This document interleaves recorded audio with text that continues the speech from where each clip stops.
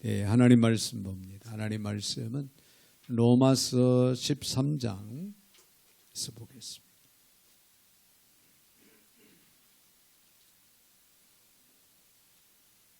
로마서 13장 8절부터 14절까지 제가 받들어 봉독에 올리겠습니다. 피차 사랑의 빛 외에는 아무에게든지 아무 빛도 지지 말라. 남을 사랑하는 자는 율법을 다 이루었느니라. 간음하지 말라, 살인하지 말라, 도적질하지 말라, 탐내지 말라 한 것과 그 외에 다른 계명이 있을지라도 내 이웃을 내 자신과 같이 사랑하라 하신 그 말씀 가운데 다 들었느니라. 사랑은 이웃에게 악을 행하지 아니하나니 그러므로 사랑은 율법의 완성이니라. 또한 너희가 이 시기를 알거니와 자다가 깰 때가 벌써 되었으니 이는 이제 우리의 구원이 처음 믿을 때보다 가까웠습니다. 밤이 깊고 낮이 가까웠으니 그러므로 우리가 어둠의 일을 벗고 빛의 갑옷을 입자. 낮에와 같이 단정히 행하고 방탕하거나 술 취하지 말며 음란하거나 호색하지 말며 다투거나 시기하지 말고 오직 주 예수 그리스도로 옷 입고 정욕을 위하여 육신의 일을 도모하지 말라. 아멘. 14절까지 받들어 봉독에 올렸습니다. 거룩하신 하나님 감사와 영광을 올려드립니다. 어김없이 저희들 사랑 가운데 불러주셔서 오늘도 주 앞에 달려나오게 하시고 주의 말씀 앞에 서게 하시는 주님, 오늘 이 시간도 주시는 귀한 말씀을 믿음으로 아멘으로 잘 받게 하여 주시옵시고 귀한 말씀을 저희들의 삶의 지표로 삼고 믿음으로 지켜 행할 수 있는 아름다운 축복된 삶이 되게 하여 주시옵소서. 오늘도 부족한 종의 입술을 주관하시고 사용하실 때 우리 하나님 홀로 영광을 받아 주옵소서. 예수님의 이름으로 기도하옵나이다. 아멘. 아멘. 할렐루야. 우리 한번 옆에 분들하고 인사하겠습니다. 인사하실 때 이렇게 한번 인사하겠습니다. 풍성한 한가위 되세요. 네. 여러분 풍성한 한가위 되시기를 바랍니다. 추석하면은 이제 고향에 가시는 분들도 있고 큰 집에 가시는 분들도 있는데 특별히 이제 형제들이 모임을 갖지요. 형제들 모임 속에서 또 어려운 사람들을 돌아보고 또 이웃에 힘들고 어려워하는 그런 어려운 사람들을 돌아보며 함께 이야기도 나눌 뿐만 아니라 함께 도울 수 있는 그런 아주 아름다운 그런 생각을 또 하는 그런 한가위가 된다면은 더욱 풍성한 한가위가 되지 않을까 아마 그렇게 생각이 되어집니다. 한바탕 큰 전쟁을 치르고 나서 어떤 한 부상당한 병사 하나가 애타게 물을 찾고 있었다고 합니다. 마침 군종 목사 한 사람에게 약간의 물이 수통에 들어있어서 그 군종 목사는 자기의 수통을 그 부상당한 병사에게 건넸다고 합니다. 병사는 무심코 그 물을 마시려 했는데 모든 소대원들이 그들의 눈이 자기에게 집중되어 있는 것을 이제 발견을 합니다. 그러면서 그런 생각을 했다고 합니다. 그들 또한 목이 타기는 마찬가지라 생각이 되어져서 그 모습을 본 병사는 목마른 것을 꾹 참고 그 수통의 물을 마시지 않고 소대장에게 넘겨주었다고 합니다. 소대장은 그 수통을 받아들고는 입에 대고 꿀꺽꿀꺽 소리를 내며 물을 마셨다고 합니다. 그리고는 부상당한 병사에게 다시 그 수통을 돌려 주었죠. 소대장이 그 수통을 이제 물을 먹고 부상당한 병사에게 돌려주자 부상당한 병사가 마시려고 보니까 수통의 물이 하나도 줄지를 않았다는 거예요. 나름 소대장이 꿀꺽꿀꺽 물을 많이 마신 것 같았는데 처음에 받아든 수통의 그 물하고 큰 차이 없이 그대로 있는 것을 발견하고 이 부상당한 병사가 소대장이 그 뜻을 이제 짐작을 하고 자기도 입에다 수통을 갖다 대고 꿀꺽꿀꺽 소리를 내면서 물을 열심히 마시는 그런 모습을 보였다고. 그리고 나서 수통은 다음 병사에게 이제 전해졌는데요. 소대원들은 모두가 다 하나같이 그 수통을 입에 대고 꿀꺽꿀꺽 소리를 내면서 목마름을 해결을 했습니다. 그리고 나서 그 수통은 군종 목사에게 다시 이제 돌아갔는데 군종 목사가 물을 마시려고 보니까 수통에 물이 그대로 있는 거예요. 그대로 하나도 줄지 않고 그대로 남아있는 것을 발견을 합니다. 자, 그러나 갈증을 느끼는 사람은 아무도 없었다는 거예요. 정말 이 얼마나 아름다운 모습입니까? 옆에 앉은 소대원을 위해서 자기의 목마름을 참을 수 있었다.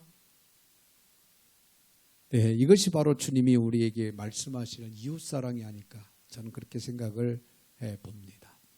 오늘 본문의 말씀을 보면요. 사도 바울이 1절부터 로마서 13장 1절부터 7절에 이르러서는 우리 그리스도인들의 국가에 대한 의무에 대해서 말씀을 하고 있습니다. 그런데 오늘 본문의 8절부터 14절까지의 말씀을 통해서는 이 시대의 청지기의 의무에 대해서 말씀을 하고 있습니다.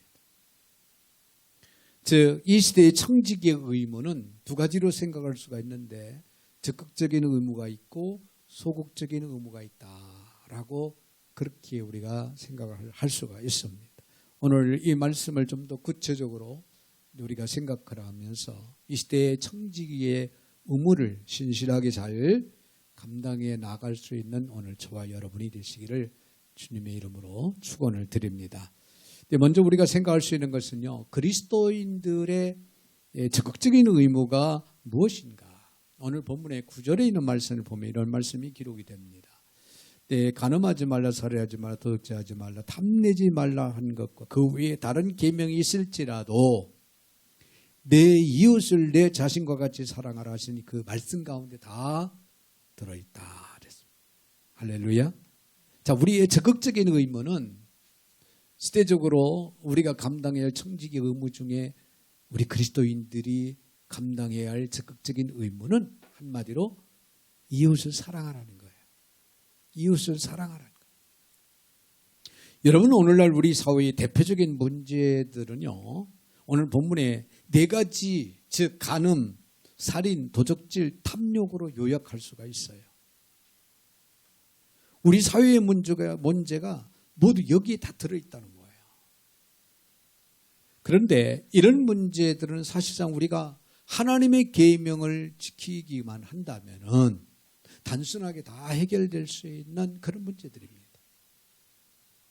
그러고 보면은 이 사회를 정화시킬 수 있는 유일한 길은요, 우리 그리스도인들에게 달려있다 해도 과언이 아니다. 과언이 아니다. 자, 여러분 질문을 하나 드려볼까요? 이 계명을 지키는 것이 어려울까요? 쉬울까요? 답변하기가 어렵습니까? 그렇다면은 다른 질문을 좀 바꿔서 다른 질문을 한번 해보겠습니다. 살인하는 것이 쉽습니까?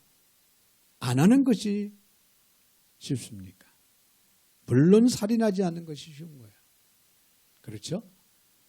살인을 하려면은 내 음모를 꾸며야지요. 내 계획을 또 세워야죠. 사실 얼마나 어려운 일입니까? 자, 이에 반해서 우리가 하나님의 계명을 지킨다. 쉬운 겁니다. 하나님의 계명을 우리가 철저하게 지킨다고 하면은 간음도 살인도 도둑질도 탐욕도 우리는 극복할 수 있고 이겨나갈 수 있고 우리는 그런 죄를 범하지 않을 수도 있다. 그런 얘기예요. 자, 문제는요. 우리 인간의 내면에는 죄를 짓고자 하는 그 본성이 뿌리 깊이 박혀 있기 때문에 문제입니다. 자, 예수 그리스도를 우리가 믿음으로 원죄는 해결했지만 우리의 내면의 타락성, 대자범죄에 대한 그 뿌리는 남겨져 있다는 거죠. 그래서 우리가 죄를 안 지으려고 노력하면 할수록 죄악의 그 심연 속에 더 깊이 빠져 들어가려는 그런 모습들. 우리 자신 속에서 우리는 우리의 생활을 하면서 발견을 하게 될 겁니다. 특별히 신약성경은요, 간음, 살인, 도둑질, 탐내지 말라는 이런 소극적인 노력을 강조하는 대신에 더 나아가서 적극적인 노력을 강조합니다. 그것이 오늘 본문의 구절에 있는 말씀이에요. 내 이웃을 내 몸같이 사랑하라. 네, 그 말씀 가운데 다 들어있다 그랬어요. 내 이웃을 내 몸같이 사랑하라. 한마디로 사랑하면 된다는 거예요. 할렐루야. 내가 정말 내 이웃에 있는 한 사람을 내 목숨처럼 사랑한다면 여러분 살인할 수 있을까요? 아니죠. 못하죠. 내 목숨처럼 이웃을 사랑하는데 어떻게 우리가 사람을 살인할 수가 있겠어요? 내가 내 이웃의 소유를 나의 소유처럼 존중히 여기고 그 이웃을 사랑할 수가 있다면 우리가 도둑질 할 수 있을까요? 아니요. 도둑질 하지 않습니다. 아니 못하지요. 여러분 사랑합니다. 사랑합시다. 이 한마디 안에 모든 것이 가능하다 그런 얘기예요. 주님께서는 가장 커다란 계명으로 우리에게 이렇게 말씀하셨죠. 내 마음과 목숨과 힘과 뜻을 다하여 주 너의 하나님을 어떻게 하라? 사랑하고 내 이웃을 사랑하는데 내 몸과 같이 사랑하라. 그렇게 가르쳐 줬습니다. 이것이 새로운 계명이고 우리에게 주어진 가장 큰 계명이에요. 자, 우리가 하나님을 정말 사랑한다면요, 하나님보다 더 소중히 여길 수 있는 그 어떤 것, 여러분 우상을 우리의 마음 가운데 둘 수가 있을까요? 못 둡니다. 거짓된 우상을 만들 수 있을까요? 못 만들죠. 아니 안 만들지요. 우리가 이웃을 사랑한다면 여러분 살인이나 간음이나 도둑질이나 탐욕이 가능할까요? 네, 가능하지 않습니다. 해답은 간단한 거예요. 네, 사랑하면 되는 거예요. 하나님을 사랑하고 이웃을 우리가 사랑한다면 이런 죄들을 우리는 범하지 않을 것이고 이로 인해서 세상은 정화되는 역사가 놀라운 역사들이 일어날 것입니다. 그래서 오늘 본문의 10절에 이렇게 말씀합니다. 사랑은 이웃에게 악을 행하지 아니하나니 그러므로 사랑은 율법의 뭐다? 완성이다. 그래서 완성이다. 사랑은 율법의 완성이다. 그렇습니다. 그리스도께서 사랑으로 율법을 완성해 놓으셨어요. 그러기에 우리 성도들은 그의 구속의 사랑을 힘입어서 오늘도 우리는 의의 삶을 살아가고 있는 거예요. 네, 제 아내가 존경하는 분 중에 한 분인 김영석 교수라고 하는 분이 계셔요. 연세대학교 명예교수이며 철학박사이십니다. 금년 우리 나이로 103세, 103세가 되는데요. 여러분 유튜브에 보면은 김형석 교수님에 대한 이야기들이 많이 동영상에 올라와 있는 걸 볼 수가 있어요. 자, 그분은 어릴 때 약하게 태어났대요. 그래서 병치레가 아주 심했답니다. 그래서 늘 어머니가 그 아들을 두고 하시는 말씀이 20살까지만이라도 사는 것을 내가 보았으면 좋겠다. 그만큼 내 긴 세월을 이렇게 살아갈 것을 기대하지도 않았고 그때 당시에는 그에 불과하다 그렇게 느껴질 정도로 오죽했으면 어머니가 20살까지만이라도 사는 것을 내 아들 사는 것을 보았으면 좋겠다. 그런 이야기를 했는지를 우리가 이해가 가죠. 14살 때 정월 초하룻 날 이 김영숙 교수가 그렇게 고백을 했답니다. 하나님 앞에. 하나님, 제 건강을 지켜주세요. 저도 중학교도 들어가고 저도 고등학교로 다니고 싶습니다. 만약에 제 건강을 지켜주신다면 앞으로 제가 하나님을 위해서 살겠습니다 라고 어린 나이에 그렇게 소원 기도를 했다는 거예요. 하나님이 그 기도를 들었을까요? 안 들었을까요? 들어주신 거예요. 그래서 지금 20살까지만 살았으면 좋겠다고 어머니가 그렇게 했는데 지금 103세인데요. 103세인데도 정정하셔요. 그래서 지금도 간간히 이제 강연도 하시고 또 끊임없이 글도 이제 쓰시고 계신 본인의 인생을 돌아보며 하시는 말씀 중에 이런 말이 있습니다. 자, 제가 인생을 이렇게 쭉 100년이 넘도록 이렇게 살아와 보니까 가장 행복할 때가 어느 때인가 하고 생각을 해보니까 내 인생에서 가장 행복할 때는 이웃을 돌아볼 때다. 이웃을 돌아볼 때였다.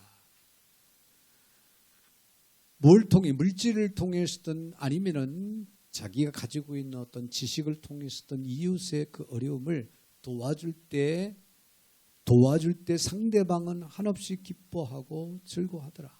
그런데 이상하게도 나는 그 모습, 그 상황들을 통해서 나는 더 행복하고 기뻐했다. 그래서 이웃을 돌아보고 섬기는 거, 이것이 행복의 길이다라고 그는 말씀을 하고 있습니다. 여러분, 이제 우리는 이웃을요 정말 사랑하되 구체적으로 사랑할 수 있는 그런 저와 여러분이 되셔야 될 줄로 믿습니다. 저는 이것이 오늘 우리 인생을 행복하게 살아가게 되는 유일한 길일 뿐만 아니라 이 사회의 모든 문제를 미리 사전에 예방하고 또 해결할 수 있는 본질이라고 그렇게 생각이 봅니다. 그러므로 이 시대의 청지기 의무를 감당하기 위해 우리 그리스도인들은, 오늘 저와 여러분들은 이웃사랑을 구체적으로 실현하는 그런 삶을 살아가는 지혜가 있어야 될 줄로 믿습니다. 네, 그런가 하면요, 그리스도인들의 소극적인 의무는 무엇일까? 소극적인 의무는 무엇일까? 오늘 본문의 11절을 봅니다. 또한 너희가 이 시기를 알거니와 자다가 깰 때가 벌써 되었으니 이는 이제 우리의 구원이 처음 믿을 때보다 가까웠습니다. 할렐루야. 소극적인 의무는요, 자신의 구원을 완성할 의무가 있다, 그런 얘기예요. 자신의 구원을 완성해 나가야 된다는 그런 말씀입니다. 어떻게 자신의 구원을 완성한다는 얘기가 이 사회에 대한 우리의 의무와 관련될 수 있을까? 자, 우리는 때로 신문을 볼 때마다, 뉴스를 볼 때마다 이 사회를 어떻게 냉혹하게 비판하곤 합니다. 그렇죠? 그렇지만은 동일한 잣대를 가지고 우리 자신들을 돌아보며 스스로를 동일한 그런 잣대를 가지고 비난하느냐? 그렇지 않죠. 우리 자신들에게는 아주 후합니다. 네. 이번 토요일 날 이제 추석 명절을 맞이해서 우리는 이 가족들 또 형제들을 이렇게 만나고 더 나아가서 친지들도 만나는 그런 계기가 되는 분들이 많이 계실 줄 압니다. 네, 형제들을 만나면은 무슨 얘기가 나올까요? 당연히 경제 얘기가 나오고 정치 얘기가 나올 거예요. 네, 정치를 잘하니 못하니, 야당이 잘하니 여당이 잘하니 못하니 이런 얘기들이 분명히 나올 거고, 그에 대한 아주 냉혹한 비판을 할 수가 있어요. 네, 경제적으로 이렇게 어려움을 당하는 것, 또 코로나로 인해서 또 가을 장마로 인해서 정말 많은 피해들을 입었죠. 이번 태풍이 월요일 날 화요일 날이 우리나라로 보면은 제주도 그리고 남해안 쪽으로 피해를 입을 가능성이 크다고 하는 사실을 우리가 기억을 할 때 아무쪼록 하나님의 은혜 안에서 태풍을 잘 넘겨야 될 줄 압니다. 이로 인해서 오는 경제적인 그런 어려운 문제로 인해서 우리가 이 사회를, 이 나라를 우리는 냉혹하게 비판할 수가 있다는 거죠. 여러분, 우리 그리스도인들은요, 이 사회의 정치, 이 나라의 정치, 경제를 비판하기 전에 우리 자신을 되돌아볼 수 있는 그런 저와 여러분이 되셔야 된다는 거예요. 동일한 잣대로 자신을 비판하는 일 매우 소극적이지 말고 냉혹한 비판을 가지고 우리 자신을 비판할 수 있는 그런 지혜가 오히려 우리에게는 필요하다. 자, 내가 이웃을 미워하면 그것은 살인하는 것이고, 이웃을 향한 정욕은 바로 간음이라고 말씀하신 주님의 근엄한 그 말씀을 우리는 깊이 생각을 해봐야 됩니다. 내가 손가락질하는 그 사람과 나는 본질적으로 나는 다른 사람일까? 아닙니다. 그 사람이나 나나 큰 차이 없는 이 사실을 우리는 인정을 하고 들어가야 돼요. 여러분, 한 사회의 변화는요, 결국에는 구성원의 변화가 없이는 이루어질 수가 없다는 거예요. 이 사회가 변화된, 정화된 사회가 되기를 원한다면 내 구성원, 즉 공동체의 구성원으로 존재하고 있는 한 사람 한 사람, 즉 오늘 저와 여러분들 한 사람 한 사람의 변화가 우선순위가 돼야 된다. 이 사회를 구성하고 있는 구성원의 변화는 바로 나 자신의 변화로부터 시작된다는 거예요. 내가 변해야 한다는 것을 기독교 신학의 표현을 빌린다면 자기 구원의 완성이다, 그렇게 이야기할 수가 있습니다. 자, 우리가 예수 그리스도를 구주와 주님으로 그 믿는 순간에 우리의 죄와 그의 영원한 형벌로부터 우리는 구원을 받습니다. 그러나 구원을 받았다는 말이 구원을 완성했다고 하는 말과는 좀 차이가 있다는 거예요. 즉 우리는 예수를 믿음으로 죄의 형벌에서 이제 완전히 구원을 받은 거죠. 즉 사망에서 생명으로 옮김을 받은 거예요. 죽은 자가 살은 자가 된 거예요. 그래서 우리는 새로운 피조물이 된 거예요. 그러나 어떻습니까? 진정 지금 내 삶이 하나님의 기대에 우리는 부응하고 있는지. 자, 구원받은 그리스도인으로서 하나님 보시기에 정말 합당하고 내 기억될 만한 그런 삶을 우리는 지금 살아가고 있느냐. 죄악과의 싸움에서 우리는 날마다 승리하는 삶을 살아가고 있습니까? 자, 그런 위기에서 구원을 내게 성취된 과거일 뿐 아니라 아직도 현재요 미래라고 우리는 그렇게 이해를 할 수 있다, 그런 얘기입니다. 할렐루야. 자, 그런데 오늘 성경은요, 오늘 11절에서 뭐라고 말씀합니까? 또한 너희가 이 시기를 알고 자다가 깰 때가 벌써 되었으니 이는 이제 우리의 구원이 처음 믿을 때보다 가까웠습니다. 그런 말씀이 기록이 되죠. 때가 가깝다 말씀하고 있죠. 다시 말해서 주님 오실 날이 가깝다는 거예요. 그리스도가 다시 오실 때 비로소 역사의 어두운 밤은 그치게 된다는 거예요. 우리의 구원은 완성이 된다. 완전하게 된다. 그런 얘기가 됩니다. 성경은 때때로 구원을 이미 과거 시제로 처리하곤 합니다. 자, 우리가 더 이상 하나님의 진노의 대상이 아니라는 의미에서 구원은 이미 우리에게 이루어졌습니다. 그러나 아직도 주님을 닮아야 하고 아직도 우리는 주님의 거룩함을 이루어 가야 한다고 하는 사실을 볼 때 구원은 현재라. 현재도 진행형이라는 거예요. 빌립보서 2장 12절에 이런 말씀이 기록됩니다. 그러므로 나의 사랑하는 자들아 너희가 나 있을 때뿐 아니라 더욱 지금 나 없을 때에도 항상 복종하여 두렵고 떨림으로 너의 구원을 이루라. 그렇게 말씀하고 있습니다. 구원은 이미 나에게 시작되었고 아무도 빼앗을 수가 없습니다. 그러나 중요한 것은 이 구원이 이루어져 가고 있느냐는 것입니다. 참 빛 대신 주님 앞에 서는 날 부끄러움이 없이 설 수 있는 우리 자신들이 되어가고 있느냐? 다른 말로 표현을 한다면 우리는 영적으로 성숙한 그리스도인들로 세워져 가고 있느냐? 주님 앞에 부끄럼 없이 준비된 가운데 설 수 있는 우리가 되어가고 있느냐? 이것을 묻지 않을 수가 없다는 그런 얘기예요. 그런 차원에서 볼 때 오늘도 우리는 주님을 닮아가는 거룩한 삶, 즉 성숙한 그리스도인으로 되어져 가고 있다는 것. 또 되어져 가야 된다는 것.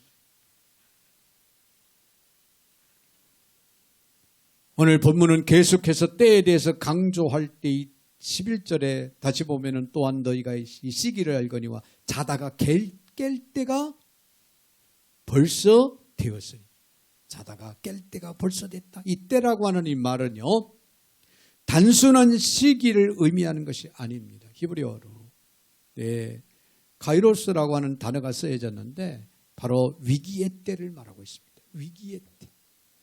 이것은 어떤 지정된 때를 이야기하는 거예요.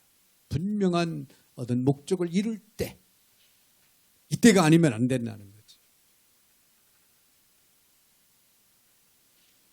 자, 우리가 살고 있는 시간은 위기의 때입니다.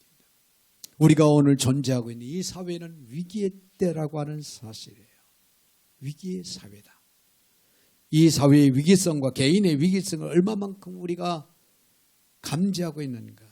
자, 우리가 이 위기를 감지한다면은 우리는 가만히 있을 수가 없어요. 그렇죠?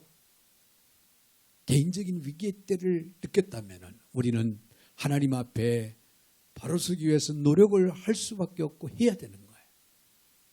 이 사회의 위기 사회인 것을 우리가 안다면은 이 위기의 사회를 위해서 우리가 그리스도인으로서 해야 할 일, 무엇인가를 우리가 깨닫고 그 일을 위해서 우리는 최선을 다하지 않을 수가 없고 해야 된다는 얘기예요.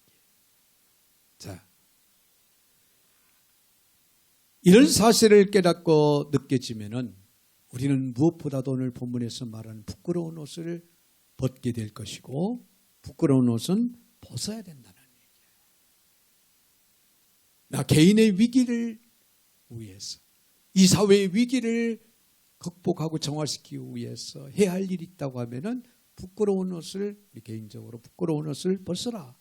오늘 본문에 보면은 방탕과 술 취함과 음란과 토색과 다툼과 시기 등 부끄러운 옷들을 벗고 그 대신에 입어야 할 옷을 이야기하고 있습니다. 또 오늘 본문의 12절, 14절에 있는 말씀까지 봅니다. 밤이 깊고 낮이 가까웠으니 그러므로 우리가 어둠의 이를 벗고 빛의 갑옷을 입자. 낮에와 같이 단정히 방탕하거나 술 취하지 말고 음란하거나 호색하지 말고 다투거나 시기하지 말고 14절 오직 주 예수 그리스도로 옷 입고 정욕을 위하여 육신의 일을 도모하지 말라. 그렇게 말씀하고 있죠. 즉 그리스도로 옷을 입으라고 가르치고 있습니다. 부끄러운 옷을 벗어버리고 그리스도의 옷으로 새로운 옷으로 갈아 입으라. 즉 그리스도가 내 삶의 표현이 될 수가 있어야 된다. 그런 얘기입니다. 여러분, 우리는 예수 그리스도를 믿음으로 구원받은 구원의 백성들입니다. 우리의 삶 자체가 내 삶의 표현이, 그리스도가 내 삶의 표현이 돼요. 주님 때문에 우리는 행복하고, 주님 때문에 우리는 즐겁고 기쁘고, 주님 때문에 우리는 소망이 있고, 주님 때문에 나는 용기를 얻고 담대함으로 살아가노라. 이런 고백 속에서 우리의 삶을 살아갈 수 있는 저나 여러분이 되셔야 된다. 그런 얘기예요. 다시 말해 그리스도를 나타내고 그리스도의 의와 사랑과 자비와 온유와 그분의 영광을 드러내는 삶을 우리의 삶 현장 가운데서 우리의 삶 속에서 우리는 드러내면서 살아가야 된다. 그런 얘기예요. 여러분, 메시아라고 하는 그 곡을 작곡한 핸델은요, 삶의 극적인 변화를 경험한 사람이었습니다. 1741년 파산을 하였고 감옥에 들어갈 처지가 되었습니다. 화려했던 그런 삶이 이제 끝장난 그런 상황에 이르렀을 때 결국에 그는 자살을 시도했고 내 사망의 음침한 골짜기에서 누구를 만납니까? 주님을 만나게 됩니다. 그래서 그는 변하여 새 사람이 됐습니다. 네, 그동안의 세상 군왕을 위해서 작곡하고 명예를 위해서 연주했던 삶을 그는 일절 다 포기하고 이제 하나님의 영광을 위해서, 하나님의 나라를 위해서 나는 살아가겠노라고 결단하고 고백하고 내 살아가는 과정 속에 바로 메시아라고 하는 곡이 탄생한 거예요. 자, 그리스도인은요, 그리스도 때문에 사는 사람이 되어야 된다는 거예요. 예수님 때문에 사는 사람이 되라. 그리스도의 명령대로 살아야 된다. 그런 얘기예요. 그리스도를 위한 삶을 살아가는 지혜가 있어야 된다. 그런 얘기예요. 모든 것은 내 안에 계신 그리스도와 함께 살 때 가능한 거예요. 네. 브라질에서 선교사님이 저희 베델 선교관을 다녀가셨던 선교사님. 네, 문자가 하나가 왔어요. 사진에 글을 예쁘게 써. 나의 힘이 되신 여호와여, 내가 주를 사랑하나이다.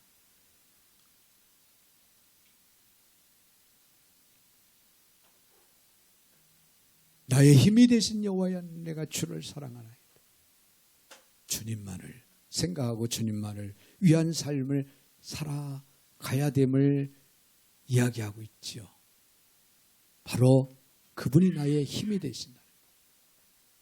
그분이 나의 보호자가 되시고 그분이 나의 생명의 주가 되시기 까닭에 그분을 사랑하고 그분을 위한 삶을 우리는 살아가야 돼. 우리의 삶 가운데서 그분을 드러내는 삶이 되어야 된다.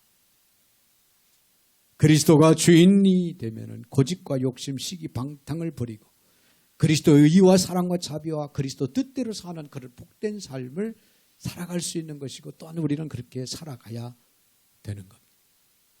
사랑하는 성도 여러분, 우리 그리스도인들이 적극적으로 우리 주변의 이웃들을 구체적으로 사랑하는 그런 노력을 우리는 하면서 살아가야 됩니다.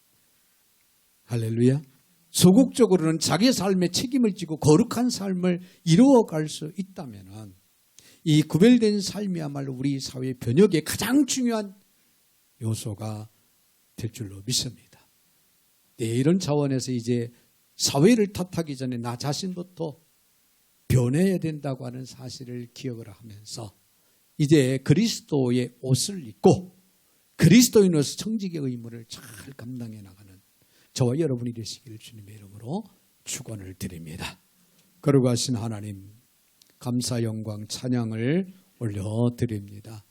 오늘도 저희들 사랑 가운데 불러주시고 또 말씀 앞에 세워주시는 하나님, 이 시대에 하나님 그리스도인으로서의 청지기의 의무가 무엇인가를 오늘도 말씀을 통해서 알고 깨닫게 하셨사오니 참으로 이 귀한 말씀을 부여잡고 실천하는 신실하고 거룩한 삶을 살아가는 저희들 모두가 되게 하여 주옵소서. 예수님의 이름으로 축복하며 기도하옵나이다. 아멘.